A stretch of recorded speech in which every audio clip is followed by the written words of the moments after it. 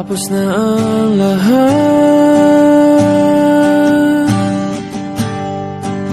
nandito pa rin ako. Tahimik na naman ang mundo, pero maingay ang puso. Ito ang pag-ibig mo, kwento ko.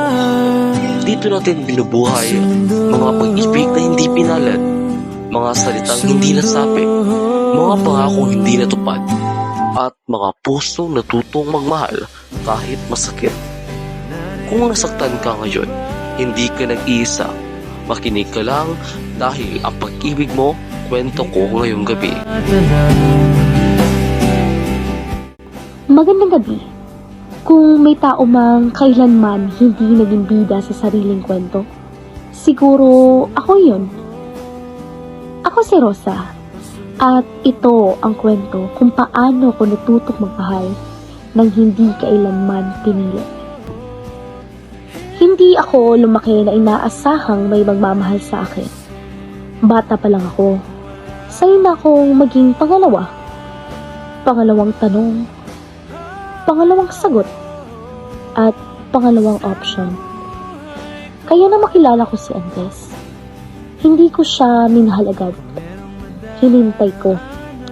Hinintay ko kung pipiliin niya ako. Hindi niya ginawa. Pero nandiyan siya. At minsan, iyon ang nagiging sapat sa tulad kong takot mawalan. Alam kong may mahal siyang iba. Hindi niya kailangang sabihin. Makikita mo sa paraan ng katahimikan niya. May iniingatan siyang alaala na ayaw niyang galawin.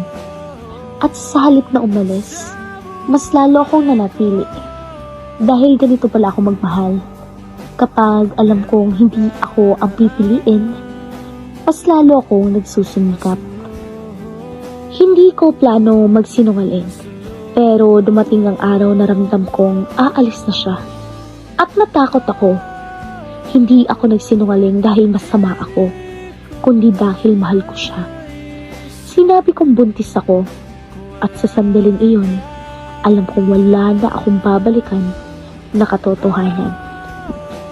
Nagpakasal kami, hindi dahil mahal niya ako, hindi rin dahil mahal ko ang sarili ko. Tahimik ang kasal.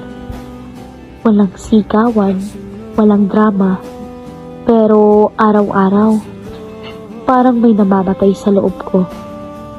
Nang bumalik si Isabel, hindi ako nagalit. Hindi ko siya sinisi. Dahil sa totoo lang, siya ang dapat nandoon. Ako ang sumingit. Ako ang nagkulong sa sarili ko sa buhay na hindi kailanman akin. Pagkatapos ng lahat, wala na akong tinarhan sa mundo niya. At mas masakit pala yun kaysa magalit. Tahimik akong umalis. Hindi ako nagpaalam. Dahil buong buhay ko, ako ay naghihintay ng paalam na hindi dumating. Mag-isa ako ng gabi iyon.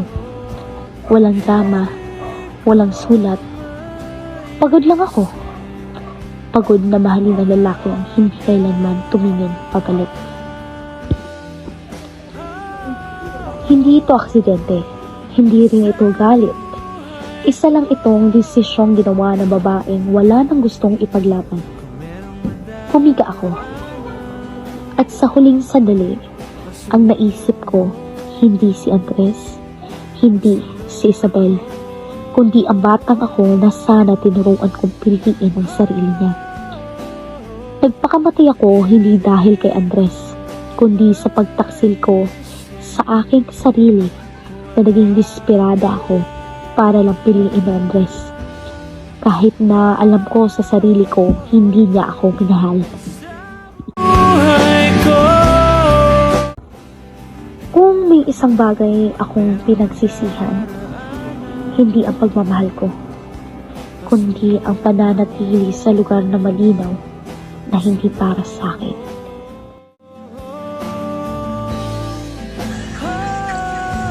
Nang namatay si Rosa, walang naiwan na sulat, walang huling salita. Pero may isang katotohanan, may mga taong namamatay, hindi dahil kulang sila, kundi dahil sobra ang binigay nila sa maling tao. Ako si Andres at sa lahat ng desisyong ginawa ko sa buhay ko, iisa lang ang hindi ko na mababawi, si Rosa. Hindi ko siya minahal ng buong buo pero hinayaan ko siyang manatili at ngayon alam ko na mas masakit pala ang manatili sa taong hindi ka mahal kaysa sa iwan ka. Pinili ko ang responsibilidad kahit hindi ko alam kung totoo. Pinili kong maging mabuti kahit may nasasaktan at si Rosa, siya ang nagbayad. Nang umamin siya sa kasinungalingan, akala ko tapos na ang lahat. Hindi ko alam, doon pala siya nagsimulang napagod. Nang iwan niya ako, hindi ako humabol. Akala ko respeto iyon. Ngayon alam ko na, naging duwag ako. Nang mamatay si Rosa, walang iniwan na sulat at mas masakit yon kaysa kung may isinisi siya sa akin. Dahil ibig sabihin, tanggap niyang wala na siyang aasahan. Araw-araw, tinatanong ko ang sarili ko kung mas pinili ko ba ang katotohanan noon, buhay pa ba kaya siya ngayon? Walang sumasagot. Kung may natutunan man ako, hindi lahat ng pananahimik ay kabutihan. Hindi lahat ng pananatili ay pagmamahal. At minsan, ang taong hindi mo pinili, ang taong tuluyang mawawala. At kung may taong umaasa pa sa iyo ngayon, huwag mo siyang hayaang maging Rosa. At kung ikaw man ay katulad ni Rosa, sana matutunan mong umalis bago mo makalimutan kung sino ka. Mahalin nyo ang sarili nyo kahit ibig sabihin pa nun na kailangan mong mag-iwan ng taong mahal mo kaysa manatiling nasasaktan at hindi ka naman niya kailan kayang ipaglaban.